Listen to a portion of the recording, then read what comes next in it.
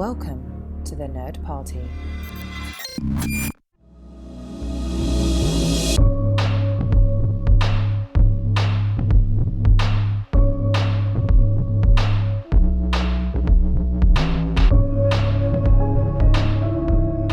Welcome to the House of Spielberg, the latest entry in the Houselights series here on the Nerd Party Network. This week, we're continuing our decade-by-decade snapshot of the works of Steven Spielberg with his 2002 film, Minority Report. I'm joined again by my friends, pre-crime cop Tristan Riddell and maglev freeway maintenance worker John Mills. Oh, wow. I'm a little hurt by that one. Come on. I can't at least be one of the jerk cops? Come on, man. Okay, you could be the one who says, "Get him off me" when he's flying in the jetpack. That's the guy I want to be. I was going to say, I was like, you got to at least let him be. Okay, barbecue, hoverjet barbecue specialist, John Mills. So, gentlemen, everybody runs, but first, everybody talks about Minority Report. And we're going to get to talk about when we saw this in theaters. I'm looking forward to that because I'm pretty sure at least some of us saw it in theaters in 2002. We finally caught up to that era of our lives. So I'm looking forward to that discussion. Yes. Yeah, I did see this in theaters. I look forward to talking about that. I also look forward to sending everybody over to the nerdparty.com/contact if you want to drop us a line and let us know other directors that you want to listen to. And you can also go on over and drop us a review over on Apple Podcasts or follow us on the social medias at Join Nerd Party on Twitter and the Nerd Party on Facebook and Instagram. But I remember seeing it in the theater, and I remember the specific reaction I had coming out. And so I was really interested to talk about this with you guys. So, but Darren, you saw this in the movie theater? I did.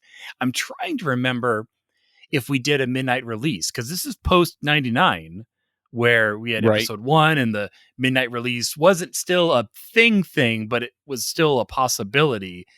And I can't recall if this had a midnight offering. Like back then, the midnight releases were for the fanatics. That was for the Star Wars those fans, crazy and the Star people. Trek fans. Yes, the people who were like, yes, I'm going to sacrifice. Not those Philip K. Dick fans that are just like foaming at the mouth for the midnight releases. Well, the Philip K. Dick fans are always confused. Is it midnight? Is it noon? Where am I? What's happening right now? And so, it's a different level. They don't live in a linear life, so they never know what time it is. Exactly. But yeah, so it was seeing with friends. And I mean, it's sci-fi. Of course, I was interested. I had not read the short story or anything like that, but I remember enjoying it and buying it pretty quickly on DVD. Have yet to upgrade it to Blu-ray, but one day. Well, what about you, Tristan? What was your first time watching Minority Report? Was it this week or maybe a year or two ago? No, I know I saw this in the theater because I have visions of celluloid. Like I have visions of flickering in the dark, but very muted visions, like not a lot of richness in color. Muted colors, indeed. Yeah, a bleached bypass memory, if you will. No, I have no memory of it. Of actually being like I don't remember going to the theater. I don't remember coming home and talking about it, but I do have flashes of imagery that may or may not be real of seeing it in the theater. But I remember just absolutely falling in love with it and thinking it was fantastic and a bit long. But I thought, like so many other people, I bought it on DVD as soon as it became available because this was in the I wouldn't say infancy of DVD, but it was definitely the toddler years of DVD. Yeah. They had the cardboard, front cover with a little clasp on the side. I mean, the camshells hadn't quite been finalized, that everyone had the same look. And yeah, you bought this in like maybe 89 Batman or The Matrix. You had a copy. Everyone had that copy of The Matrix. Everyone had The Matrix. Everyone had Gladiator. Those were the two DVDs that you owned. I had Twister. I remember in that old style. Yeah. Mm-hmm. But let's again. So we're talking Spielberg, and a little bit different flavor than Amistad, the last film we reviewed. But we're only jumping a handful of years here from 97 to 02. But my goodness, it goes from a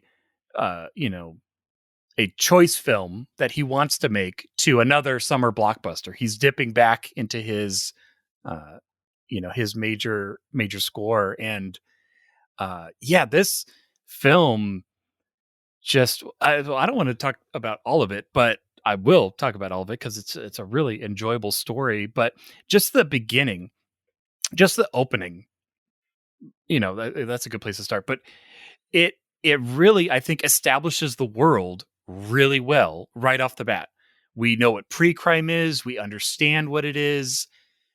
We with that case, 1108, and then right after that, we get hit with an ad, a future ad, and by then we're in. I don't know about you guys, but by that point, I'm like, okay, this is pre-crime. I totally get what's going on. I know who John Anderton is. It's Tom Cruise. With Mission Impossible fame, and he's the action hero at this point. But what was Tristan? What was your impression on? Again, this is one you ran out to buy on DVD, but just that initial impression, but also in the fact of it is establishing this semi-future world. We're not going too far into the future, but they're trying to keep it on that bleeding edge of like this could be our future. So technology isn't moving that far forward. So besides the bleached look in your eye, how did it capture you when you first saw it? The future. How did the future capture me when I first saw it, or how did the movie first capture me? How did the movie capture you of its presentation of the future? Well, I really like near future films, and I really love the attack that certain production designers take and directors take and things like that. Like, I love Gattaca because it doesn't give you a year. It just says the not so distant future, but yet it's a retro future take. And so it almost looks like an alternate future.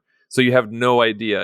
And it's just to establish a feeling. It's to establish I hate this word, but vibe. And this one is much more along the lines of iRobot, where there's jetpacks and futuristic cars, but it's in the not so distant future where there's a lot of technology. Like, we're ruled by a lot of technology. I think if it wasn't for the jetpacks, I would have been all on board with the technology in this film. Like, the jetpacks kind of make me roll my eyes. I did read that Spielberg added the jetpacks just because of that kind of science fiction flair, knowing like of all the technologies he's kind of throwing out there, that's the least practical of actually happening and would probably burn your legs off more than likely. But I always kind of laugh to myself when we get to the train scene and the newspapers. Everyone has newspapers, but yet they update with news. I'm like, right, oh, it's like so close. It's like eating. So close. Yeah. You almost got it. You almost got it.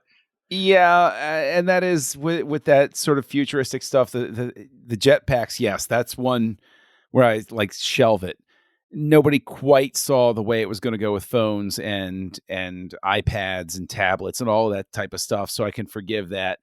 But the thing that I absolutely, even back then, could not get on board with was the way that transit worked with the cars and everything. Yes. The maglev system. Because I remember they made such a big freaking stinking deal of the fact that, well, we talked with futurists and this is how they see the city. And I remember watching it and like afterward talking about it with my brother. We were both like, that's insane.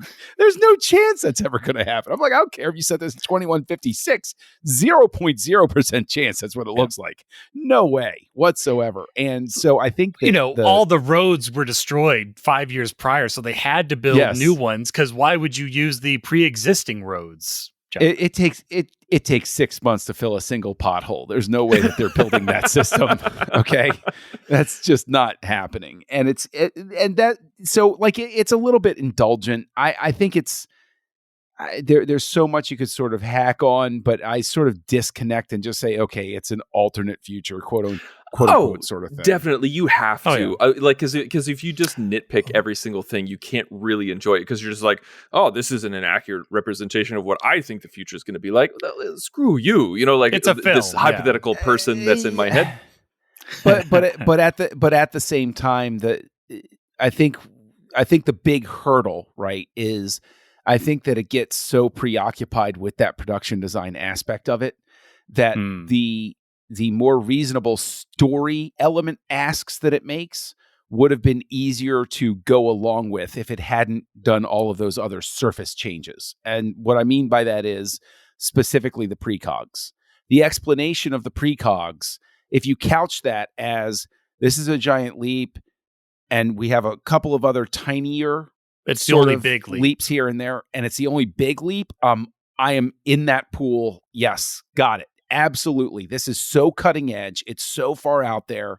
Nobody sees it coming. Nobody even thinks that it's on the radar. That's why this program can exist, is because nobody knows what to do with it. Like it's almost like somebody inventing, a car in like the 1600s or something. Nobody would know how to react to it, sort of thing.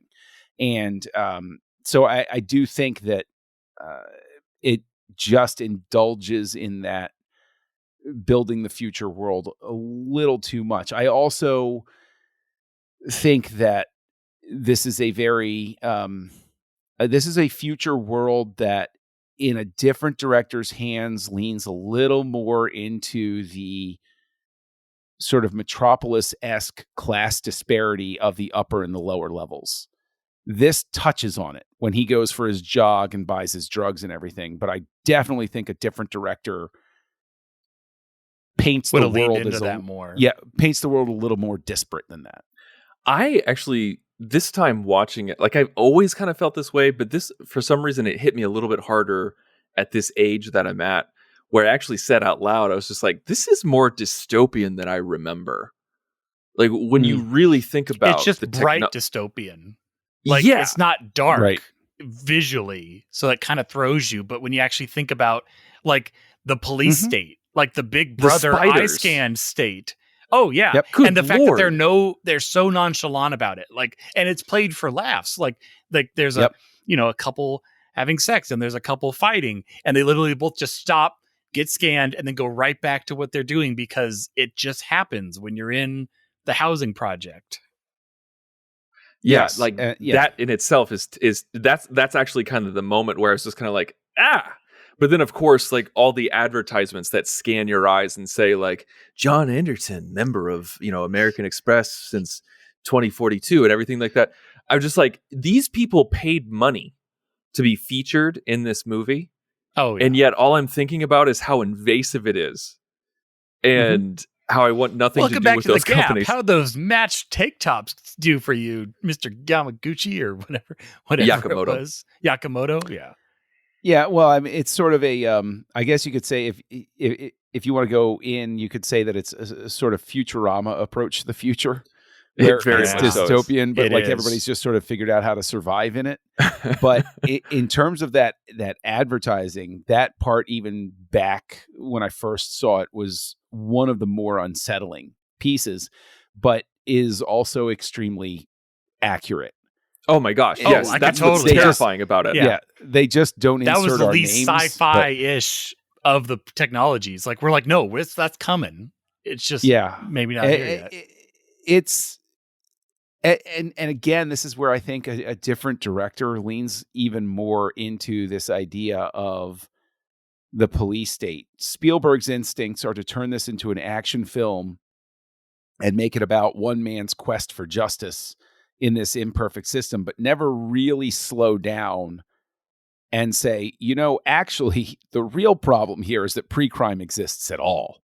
Period. Full stop. There's no dwelling on that. And I really think that it could. I'm not saying that's a bad thing. I'm not saying that's a good thing. I'm just saying that I could easily see another director take this script and lean way more into that and have it be much more of a thing where it's less about Anderton's personal struggle and more about the fact that he represents the fact that nobody's getting a fair shake in a system like this. The veil gets pulled back on him enough where he's like, oh, I'm part of this system that I didn't realize. Right. I want to ask you guys a question. How were they going to go national? Yeah, I was wondering, well, I guess they would just try to create more precogs. Is that what they were going to do? Abuse these poor children? Hinneman talked about how so many didn't survive. Yeah. Either because of what they didn't do or what they did do to them. And so she didn't really talk about how they perfected what they did do to them. This was a big thing about the movie. It was like, we're going to go national. Vote yes on April 22nd. How? You don't have a storage full of precogs. Yeah. Like, that was never addressed. I just wanted it to be addressed once. Like, oh, we're going to go national because of X, Y, and Z. And then I would no longer be drawn out of the story. Or maybe it's just legislation. We're approved to go national, and so we can ramp up for that expansion. Just a single line like that. But I totally agree with you, Tristan. We weren't seeing any sort of infrastructure ready to play out for that. And obviously there's, what was it, like a 250-mile range, quote unquote, of a precog. So which is by huge that point, if you think about it. Which is really big, yeah. I mean, but so you would obviously have a precog team in every major city center.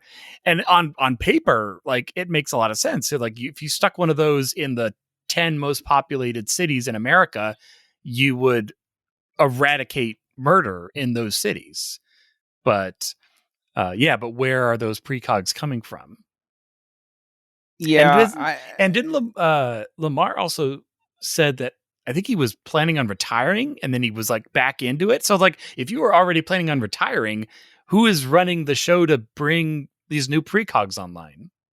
See, I think that's probably a vestige of the earlier drafts of the script. Specifically because in the original short story, which I read many years after seeing the film, it's much more about Anderton. It's a typical Philip K. Dick type of story where he's in pre-crime and it's very obsessed with that. But the main character winds up, it's all a question of identity and purpose and consciousness and stuff like that. And in the short story, he begins to suspect everybody who is moving against him as trying to take the program away from him. And one of the characters in that I think Max von Sydow's character extends from is an actual army general who's trying to take the program over for the sake of turning it into a weaponized military thing as opposed to a crime thing. And you had a little bit of that, a vestige of that with Colin Farrell being the Fed, who was kind of trying to take it over as well, where he didn't quite understand it, but he's basically like, hey, when this goes national, it's going to be a federal jurisdiction. It's going to be ours and not, again, I don't know how the hierarchy works, but maybe it wasn't a federal agency. It was a DC cop agency, which also kind of doesn't make sense because it's DC, which is also kind of federal to begin with, but I don't know. I mean, DC is a weird thing, but it's not a state. That's all we can say for sure. But it's at the time of this recording, DC is not a state. Well, being from the DC metro area, I hope it never is. That's just I lived around there. Trust me, you don't want it to be. So beyond the future tech, which again, some things fell right into place. Jetpacks aside, like the 6 sticks, everything was very non-lethal. Like. I'm glad we're talking about the tech. Kind of like I know you're trying to move on, but I'm not. No, we can stay on that. It also made me think a bit of Demolition Man when we're in the future and everything is non-lethal, and so you have the 6 sticks, you have the sound wave gun, that knocked you out with. I love that gun, which is really cool. And like how he arms it by flinging it around, you can tell he's a pro with it. Oh, I love that gun. And then you had, you had the pseudo 3D hologram technology. You had pre-crime jail, which they really didn't even go into, but it feels like the pre-crime jail was kind of built off of the pre-crime technology, because you're dealing with light rays in the brain and reading and writing. And but the one piece of technology that I felt was so like on point on this, of course, would happen, was the ad driven box of cereal that triggers a little ad when you pour it out. I'm like, that is coming, guys, as soon as it's cheap enough. But what were some of your favorite bits of just that technology world, jetpacks aside, Tristan? Oh, well, it wasn't so much like I actually thought you were going to move on. I was like, no, I want to talk about the six sticks because you brought him up. Yeah. How is that better than an electric shock? Like, honestly, like how is as far as incapacitating someone? Because that's the obvious goal. Yeah, as far as incapacitating someone, or it's so messy, it's disgusting, it's non-hygienic, and you're gonna get vomited on. Like if you poke someone and like you're face to face, you're gonna get the officer is gonna get vomited on. How is that better than just a stick like from Demolition Man where you just tap them and they knock out? It isn't. There you go. That's a short answer right there. No, the six sticks is definitely somebody sitting in a meeting and be like, oh, well, what do they stick with it? Oh, yeah. And then we can have a scene where somebody throws up on somebody else and the audience will be like, ooh, yeah, that's definitely definitely a thing. I could be snarky and I could say, well, what about the fact that there's a car that rolls off and is able to drive right out into and the door opens. Yeah, it doesn't go into any sort of like holding area for somebody to buy it. The tech. That's what happens when you pay $1 million to put your future concept car in the $5 million. Wow. And Spielberg got a brand new Lexus out of it. $5 million and Spielberg got a brand new Lexus. Hey, that's how you write the contracts. The piece of tech that I find very, very interesting, that much like the newspapers, especially in hindsight, you're so close but not quite there, is the discs themselves being the sort of like the little glass discs that they slide in. It's very cool looking. It's very interesting, but it's such a sign that everybody in Hollywood didn't see streaming coming, that it was going to be a thing. And the idea that this would be a more desirable sort of thing to like a tiny USB stick that can hold like a terabyte. Anderton doesn't have a home server that has all that information. He has a stack of little chips that he's going to plug in for every memory. It's kind of like in Star Trek where like you on Picard's desk, you see like 15 pads. Like, why on earth would you need 15 pads? It's like 15 iPads. Like, why would you have that many? Or like when you see people like delivering a pad to engineering, why would you need to do that? But like on top of that, like, because we have to talk about scrubbing. But in the scrubbing room, when Anderton is talking to Jad, and like Jad says, it's like, oh, like I got the guy, and then he's like, where do you want it? Over here, boss, or something like that. And then he takes it out of his computer. And then walks it over to like times of the essence, guys. Why is this not like you can't just send it? You can't just send it to a screen. Like there's no internet. It looks really cool. It's obviously for looks, but yeah, that is true. Or when he's like, did he open the door? He's like, hang on a second. He grabs it and plugs it in. It's like, seconds count, man. Like, it's not time. Yeah.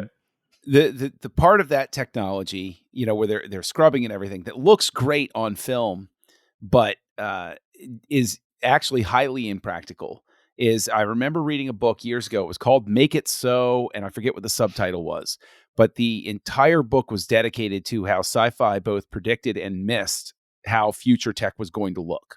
Right? Like, of course, they have UI and stuff like that. Right. And of course, it had, a whole thing about how Star Trek figured out that there were going to be touch screens and stuff like that, blah, blah, blah.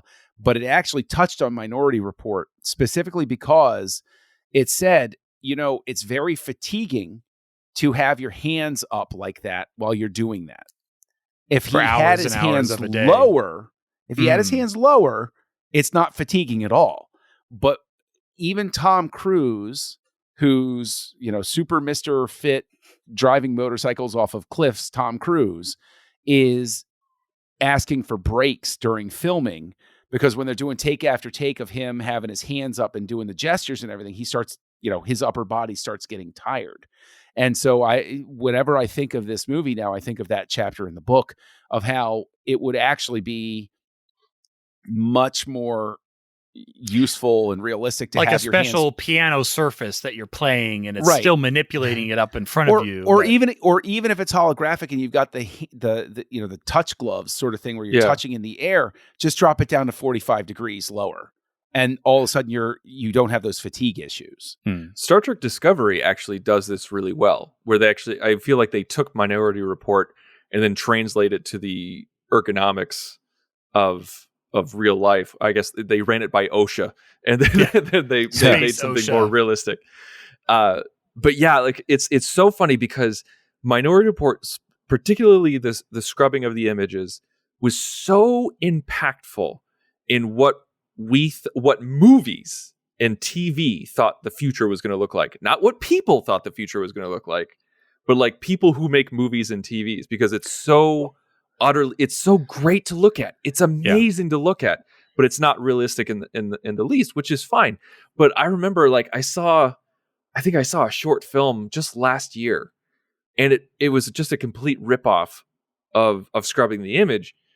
And I saw somebody in the comment who was just like, hey guys, you remember that movie 20 years ago, Minority Report?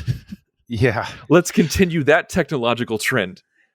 Or think of Marvel. I mean, Tony Stark, all of his interfaces are pretty much the exact same thing. Not so much when he's in his Iron Man, but when he's building Iron Man, he's literally doing the same gestures in his it's just all holographic without the gloves is the only difference. But yeah, and it looks Stark tech awesome. is built off of Minority Report tech. I can follow the design tree. It's right there. Yeah, and it's, I mean, it's always a minefield for a movie to try to portray what future technology is going to look like. So maybe they'll go eat at Taco Bell. Right. But I'm saying that purposely so that anybody listening doesn't think that we're sitting here like ragging on Minority Report specifically, because we're not. It is insanely difficult. And, to your point, Tristan, the way they do it looks great. I might sit here and quibble and be like, oh, that doesn't make sense from a fatigue standpoint, but it looks fantastic on screen. And that's where I think, while I might have quibbles with how another director would spend more time paying attention to, class disparities, technological disparities, life disparities, don't treat the dystopian angle in quite the humorous way that Spielberg tends to. Spielberg at least has a sense of that visual flair to know we're going to do it this way because it looks so good. The audience will respond to this. I might be able to look at it intellectually and say, those drop ships that the cops are flying are never going to happen, but it looks cool and I dig it. So, okay, fine. I'll go along. And it's background enough to be like, okay, I can, but like they don't dwell on the drop ship. We see it in a handful of shots at best. The point is, they have a futuristic hoverish craft thing that gets them there fast because time is important. Right. Yeah, it gets them across stop. town. Yeah. We're good. Yeah.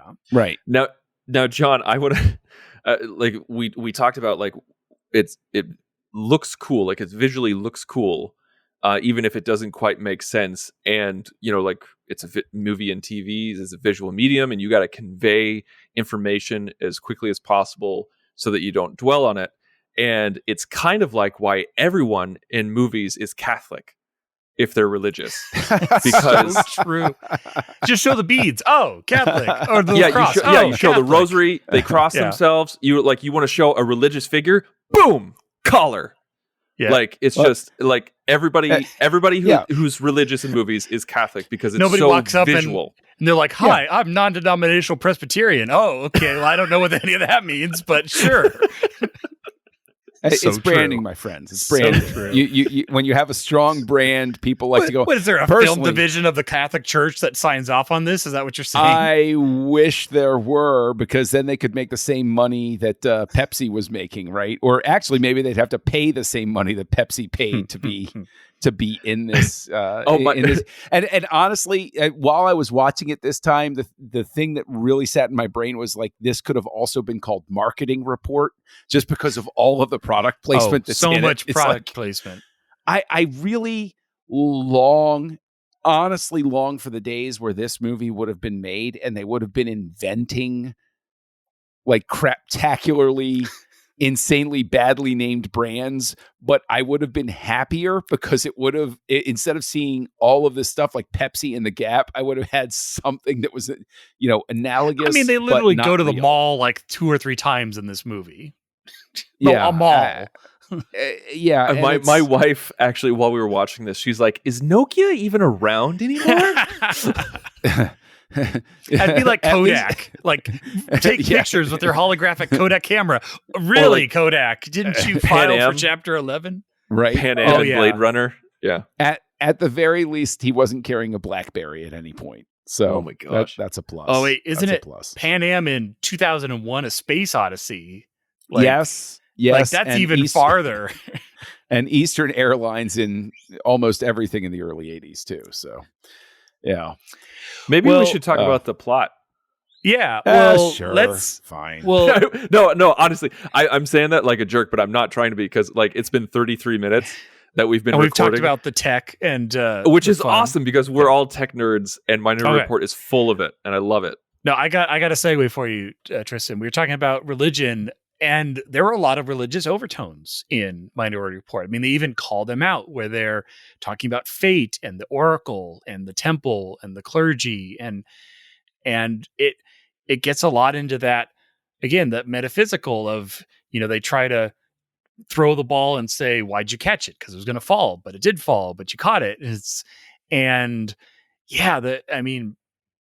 I feel like they dwell on it just enough, again, to sell it. Like it is obviously a major theme of choice, a theme of, is your future written, or if you know about it, are you able to then change it? And I mean, that comes right to the conclusion where Lamar Burgess chooses to kill himself, thus disproving pre-crime.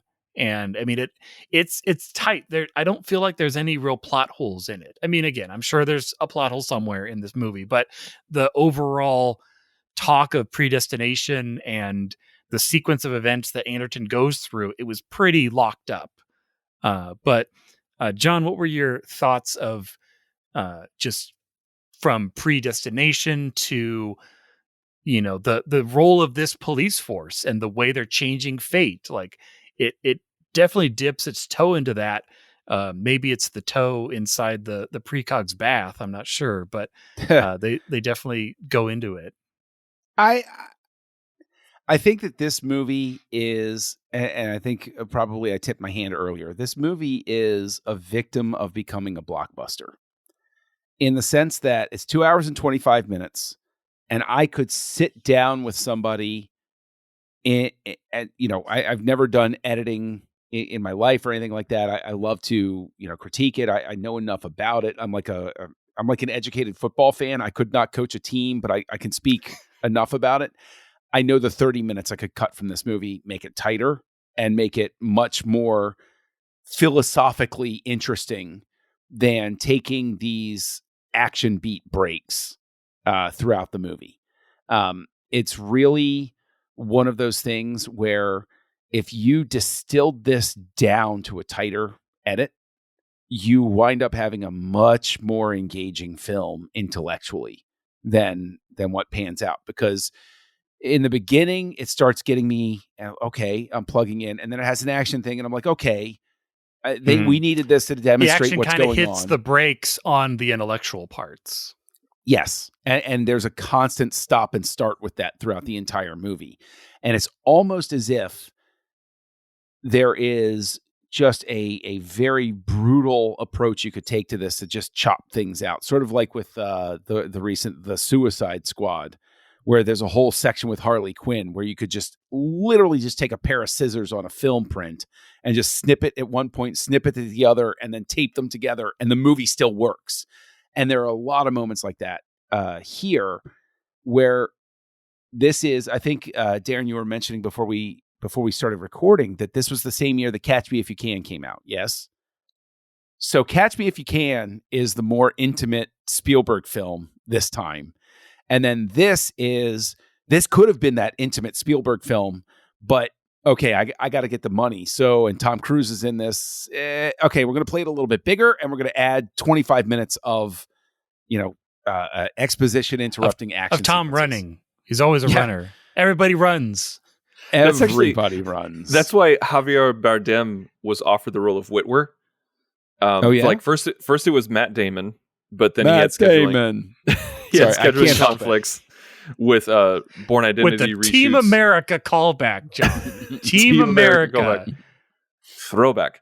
But then they offered it to Javier Bardem, and he said he's like, listen, I don't want to just spend the whole movie chasing Tom Cruise.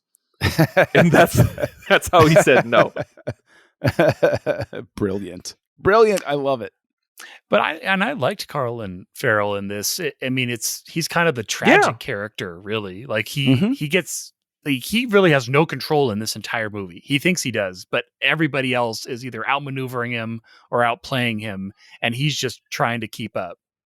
I think my favorite Witwer moment was when Anderton first saw the image of him killing Crow, and then Anderton goes into the elevator. Oh yes, and Witwer's there, and then he's like, I don't hear any alarm. He's like, put the gun down, like I don't hear any alarms, I don't hear any red balls or anything like that. And then the alarm goes off.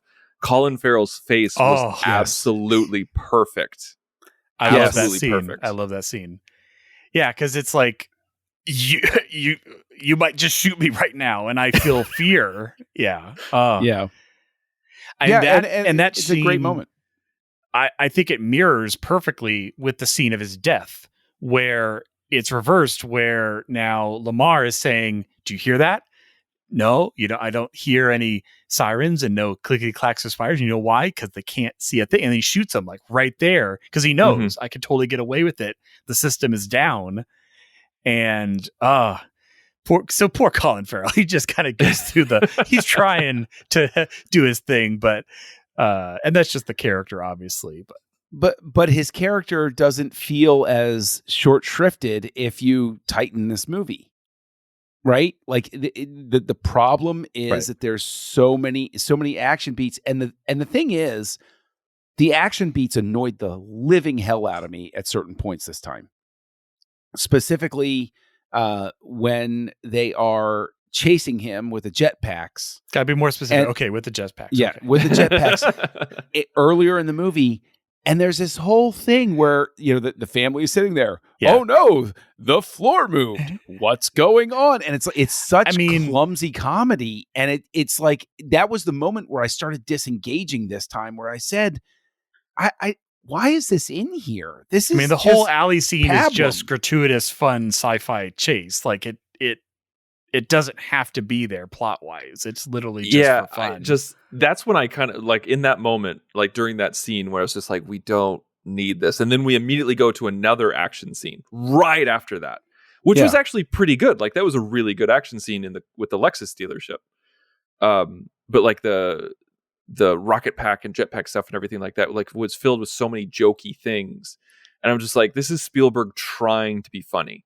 We've seen a lot of stuff over the years of Spielberg trying to be funny in his blockbusters, and it doesn't always work. And it's like, I'm not saying this movie needs to be Munich. It doesn't need to be Amistad, but it also doesn't need to be 1941. Not saying it is, but it's just, like it tried to strike that middle ground of being the happy-go-lucky blockbuster. And like John was talking about, there's a lot of things that could have been excised. And one major thing that I think could have been excised, the wife. Yes. Oh my gosh. She did not need to be in this movie. She just took up time and space. She's literally there to be in the last scene to get him out of jail. And that probably could have been someone else if maybe Witwer wasn't killed and he was able to convince him at the 11th hour. I don't know. There's other ways you could have done it. Think about it. Witwer isn't killed, and of course he has access to get in there.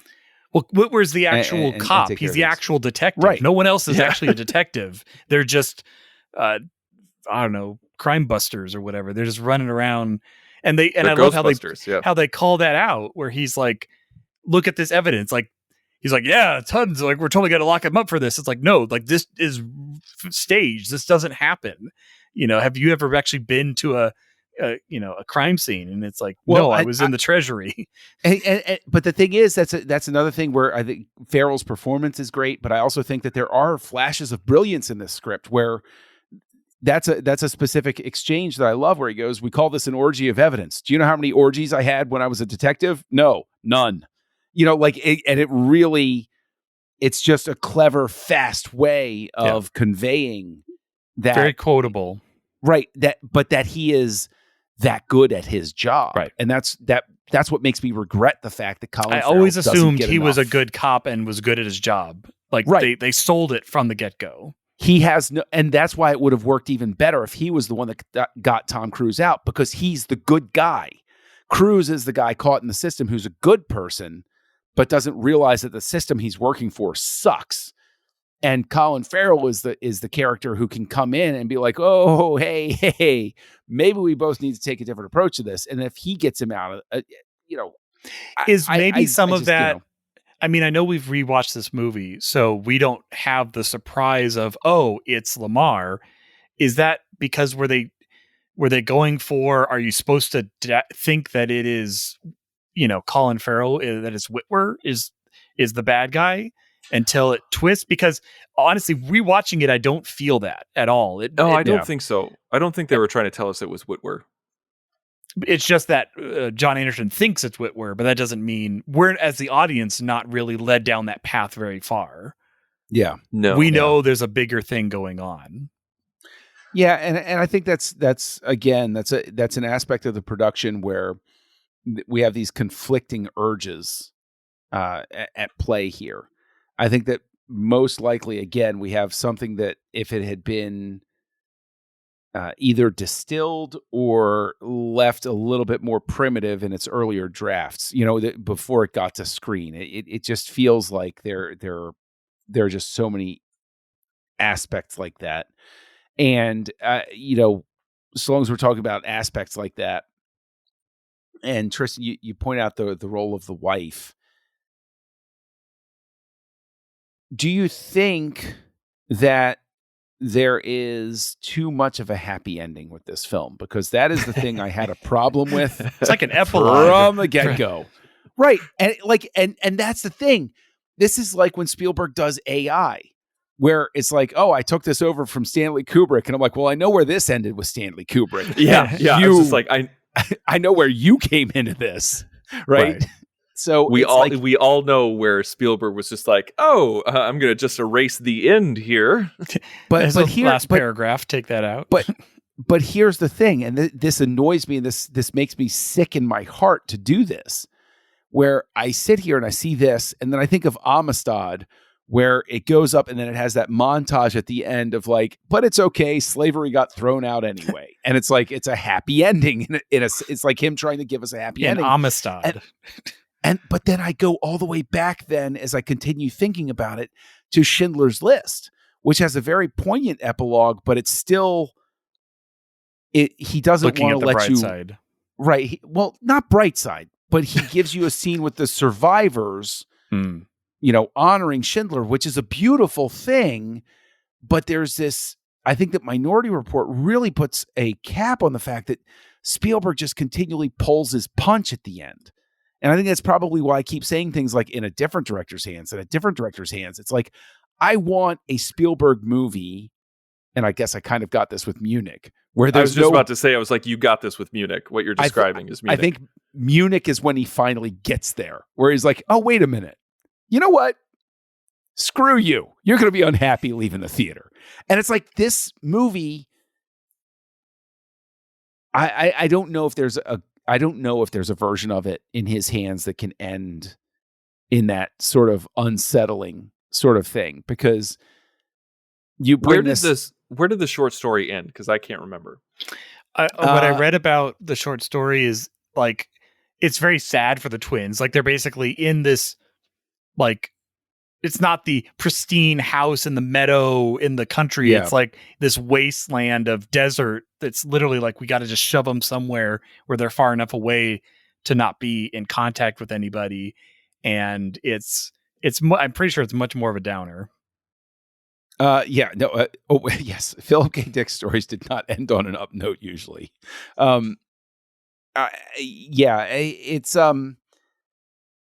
It's just one of those things where it annoyed me when I first saw it, and it really drove me out of my gourd this time. There's a version of this movie that ends with Lamar committing suicide and Cruz just sort of sitting there and just fade to black. Just where do we go from here? That epilogue at the end just drives me up a wall where it's like, so pre-crime was shuttered and my wife's pregnant again and we're going to start our family again. And they're all living happily or in the woods somewhere.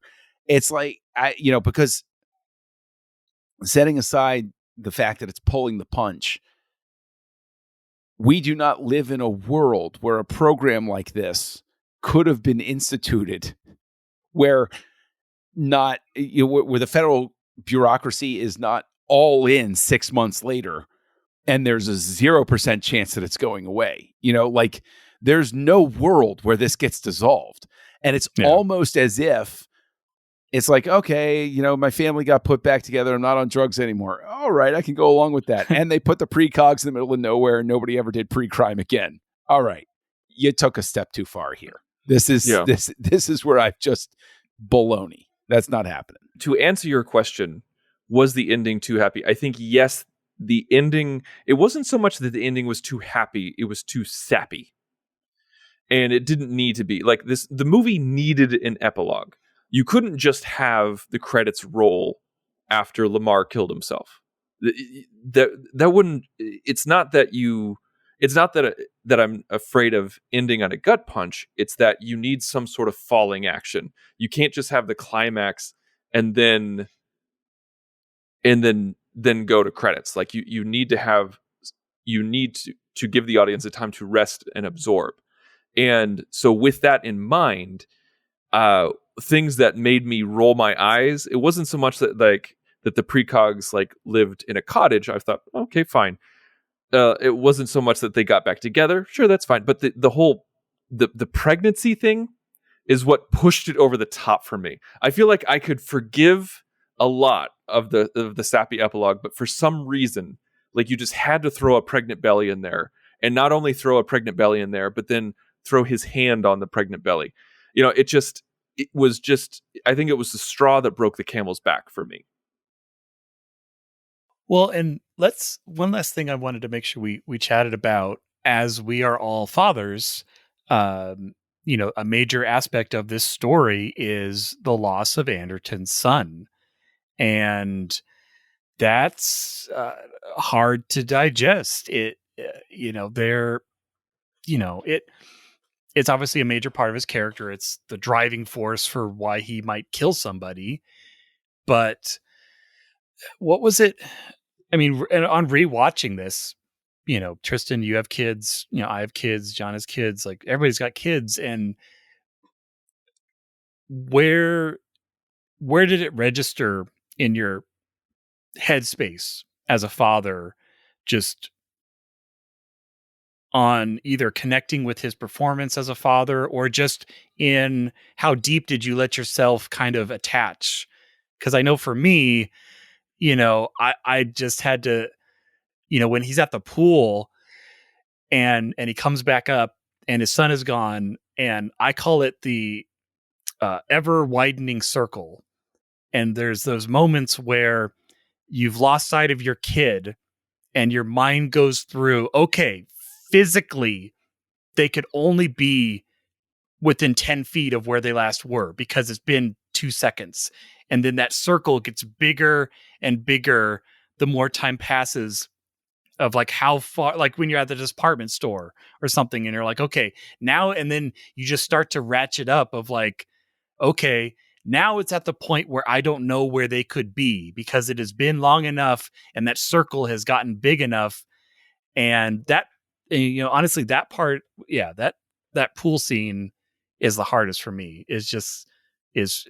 Yeah. Yeah, no, I completely agree. Any thoughts on the Sean aspect? I mean, not that we have to go super deep into it, but it is. No, I give a lot of credit because of the fact that it's done very well. Because it's his guard is down, and I think every parent on the face of the planet, once your child becomes ambulatory, has had at least one moment where you look over and you see, I don't know what, somebody makes a sound. So you look over and then all of a sudden you turn around. And like you said, I like the way that you said that, where it's like, okay, it's been X amount of time. They can only be Y amount of feet away. Where are they? And if they don't register immediately in your field of vision, you're calling out their name. Where are you? Right. Where are you? Where are you? I think that was handled very well in the movie. I think that Spielberg, pulls it off, as it were, because it's a believable amount of time for a kid to be abducted. And this is probably a safety valve in my brain that the kid would have made some sort of sound, I would hope. Right. That whereas people it's a around movie, them, so the story can get away with it not being okay, because in the real world, it's not as bad. I think the staging of the scene is a little better if there's even more commotion. Like somebody jumps into the pool and like it disorients him and he comes up and he can't see for a second, sort of thing. But yeah, I think it was it was well handled because it was very emotionally affecting and traumatic. And so, it did make you very much identify with that character. I disconnect from that aspect. I don't try to connect. I don't revel in that whatsoever. I'm just kind of like, yeah, that's a thing that happened to John Anderton, and that's a thing that has only happened to John Anderton. Like that, like that. That's only how I can survive and watch this movie. But there is one moment where I was floored at the believability and the performance. Was when John was in the hotel room and found the orgy of evidence. And then like he slowly starts working it into his head on what's going on. And it's just like, and he gets a smile on his face. He's like, I am going to kill this man. Right. And he says, there's two things I've thought of since that day. One was, what was it? Oh, one was like, would I recognize my son if I saw him on the street today? And the second is what I would do to the man if I found him. It's like, dude, you're dead. I'm sorry. Like yeah. And then it's only through the sheer will of him trying to put it together and being the better man does he not just shoot him straight up at that moment. And we all empathize with them. We're like, yeah, I don't care. It's your predestination. That's what you do. Yeah, go for it. Like, yeah, rip out his nails. I don't know.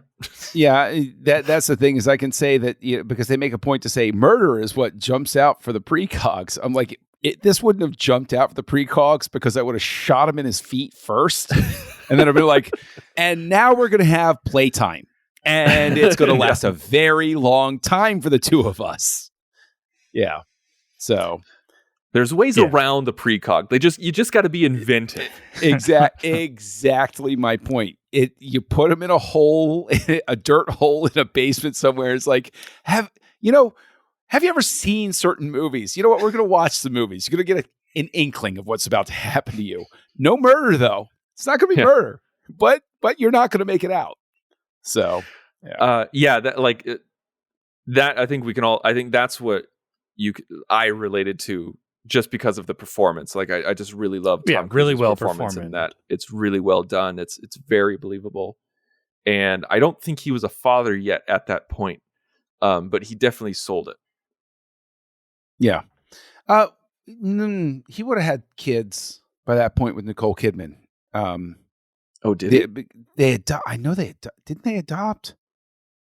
I think they adopted by that point. Oh, I completely forgot. Not sure. Doesn't matter. Yeah, doesn't matter. Minor side point. Well he acted, plays the scene well, and and it has to be well acted because you, unlike other things, you can't take that out. It's literally a major part of his character motivation. You can't be like, oh, let's just cut all the Sean stuff out. It's like, no, that doesn't work. Right. But yeah, okay, well, I feel like we could talk another lifetime about Minority Report. We really could. I feel like we just scratched the surface, but we've been going an hour.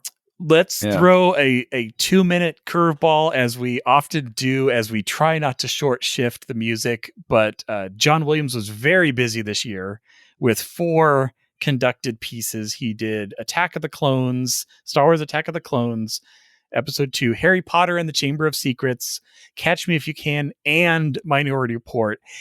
And you can tell because there is a lot of Attack of the Clones in this. There's a lot of similarities, especially the chase scenes through the automobile factory. But any thoughts on the music?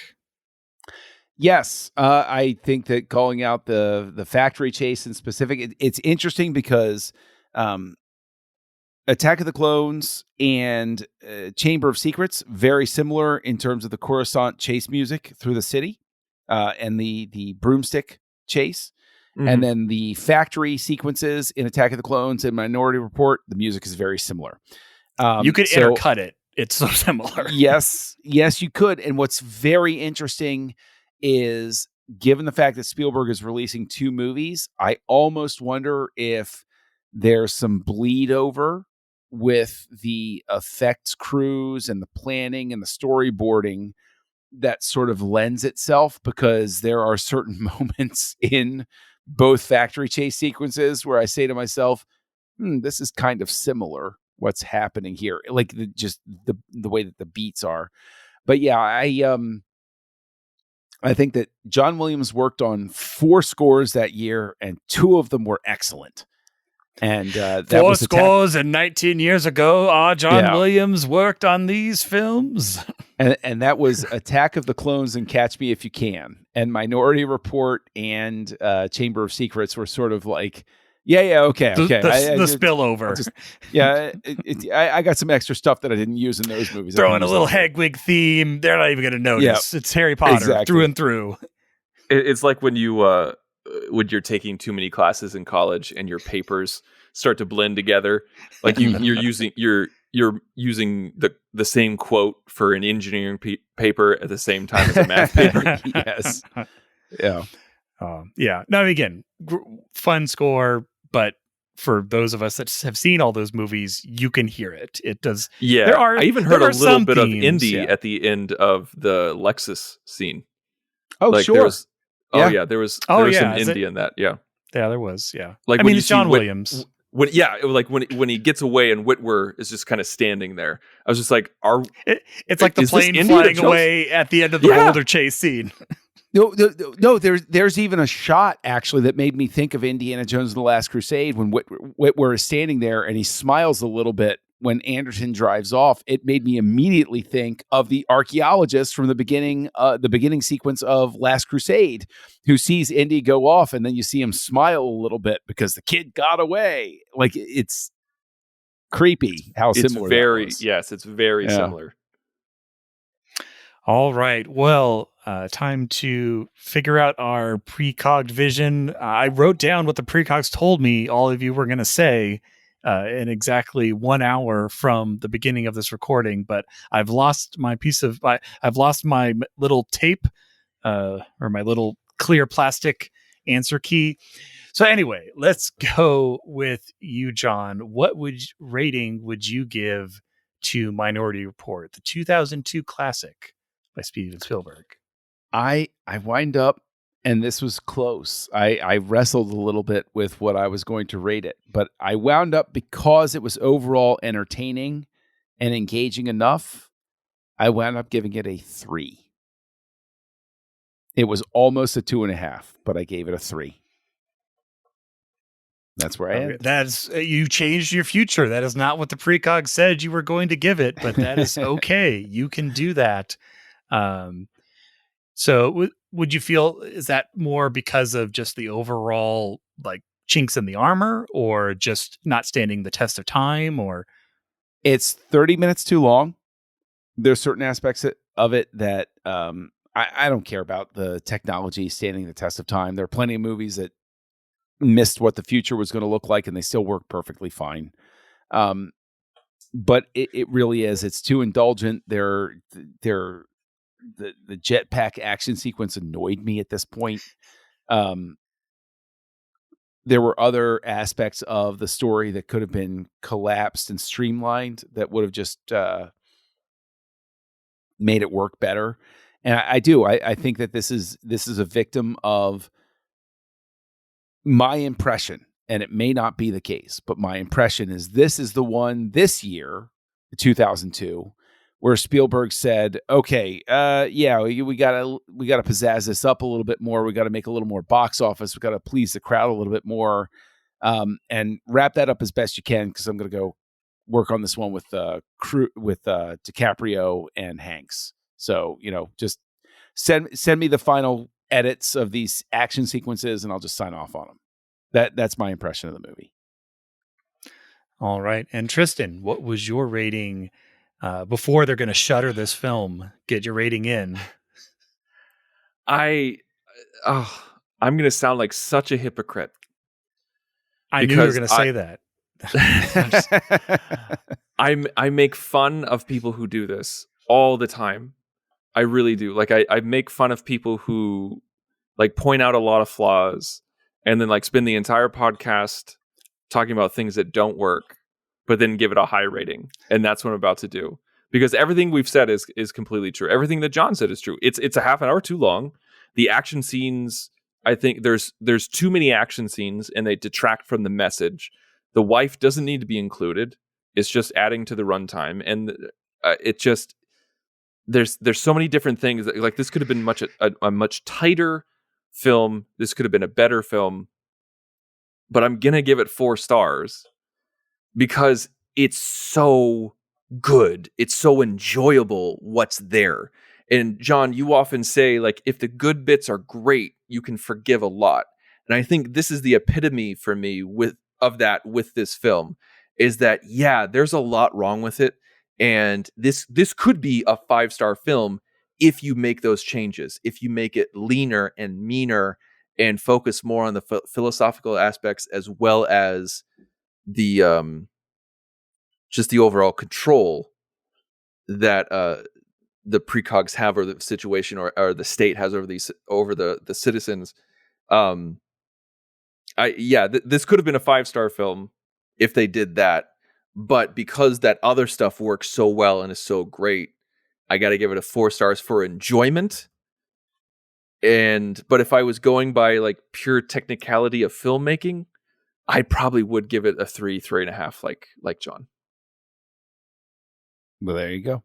I can respect that. I mean, there are so many movies that I've been lenient on the final grade because I just enjoyed the hell out of it. So I think that's completely valid, and probably why, Darren, the precogs tell me, based on your rating of the Terminator when we did House of Cameron. You're never gonna let me forget my rating of 2 on the Terminator, are you? So you would have given this, based on that, probably you gave Minority Report a 1. Yes? No? Are the precogs? Am I the Minority Report in here? Did the other 2 precogs give it a higher rating? No, I definitely didn't give it a 1. No, I really enjoyed this movie. It's a lot of fun. It tells this story of the future. I love also, those future movies, you know what I mean, where it's not quite sci-fi enough to be like, this is really impractical, but enough where you can slip in and enjoy the world. It was really fun watching it again and picking up on little things, like the fact that the jailer was called Gideon, just little, iconography of religious stuff and other little pieces. So I'm actually giving this a 5. Wow. Oh, whoa, 5. It's, and not just because it's a fun movie, but because I feel, at least of the ones we've reviewed, of the ones we've gone over in previous Houselights, I could pop this in. It passes the pop-in test. If this is on TV, I'm going to stop and watch the whole thing. That gives it some bumps for me. And at the end, I can overlook the little pieces, the little lags, the little runtime pieces. That those don't really bother me. It's enough that I'm always going to have this in my collection. I'm always going to watch it occasionally when I want something that's just not a Raiders of the Lost Ark epic. It's a little tighter and a little smaller than that as far as like the scope. But I just really enjoyed this film. It's worth a midnight release if it ever got one. We'll have to remember if it did. Wow, I love it. I love it when we have a discussion like this and we wind up and we're all like different from each other, like where it's like a 3, 4, 5. That's so fascinating to me. That's so interesting. That's so fun. Because I can respect both of your ratings so much. Like I get it. I understand. And I know that I can be the curmudgeon sometimes. So, well, and it's also all very hard to put a single number on a film. I mean, we could, if we were breaking it down to like score versus plot versus action versus character and gave each of those subcategories a number, it's going to tell a whole different story. But it could also just come down to 2021 Darren gives it a 5. Did 2002 Darren give it a 5? I don't even remember because, I lost my memory disk, but it is very subjective, but a lot of fun. But yes, it is always fun us getting to discuss here on Houselights lots of different films.